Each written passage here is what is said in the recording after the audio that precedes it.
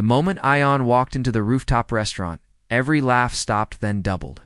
He didn't know why. He only knew he'd never felt smaller in his entire life. His shirt was clean, but old and worn. His hands, no matter how much he scrubbed, still carried the faint scent of engine oil. As he stood under the chandelier's brilliant glow, he realized every single gaze in the room was pointed directly at him. She was staring the hardest. The CEO's daughter, Mira Salim. It all started that afternoon in the workshop. Ion's coworkers, jealous of his quiet reputation as the most trusted mechanic in the area, nudged each other with wicked grins. "Ion, bro," one of them smirked. "There's a girl who wants to meet you. A blind date." Ion had laughed it off until they shoved a fancy envelope into his hand. It read, "Skylooks Rooftop, 8 p.m., Table 14. You deserve some happiness," they said, pretending to be sincere while high-fiving behind his back. And Ion. He wanted to believe it.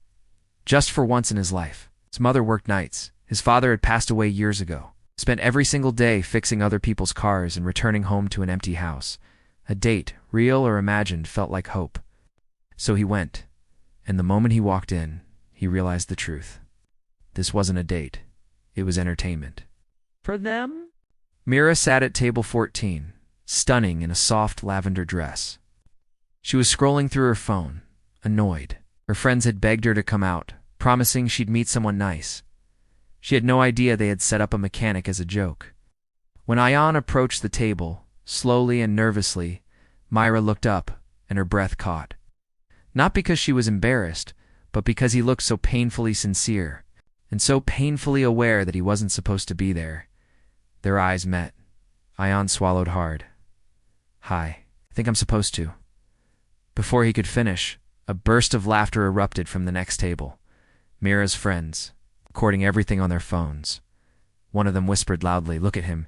He actually came." Another added, "I can't believe he thought this was real."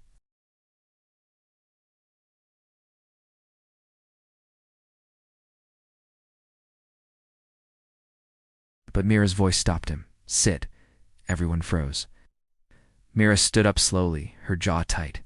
She glared at her laughing friends.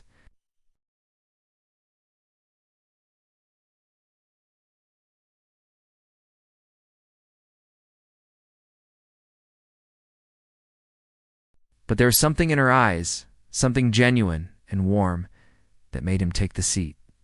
The laughter died down. The prank had just completely backfired. At first, Ion spoke cautiously, thinking she was just being polite. But Mira asked real questions. "What got you into auto work?" He looked down at his hands. "My dad. He taught me everything." "I continued the workshop after he passed, and you kept it running all by yourself?" He just nodded. Someone had to. Mira saw the calluses on his fingers, the small grease stains he'd missed. She felt a strange warmth in her chest.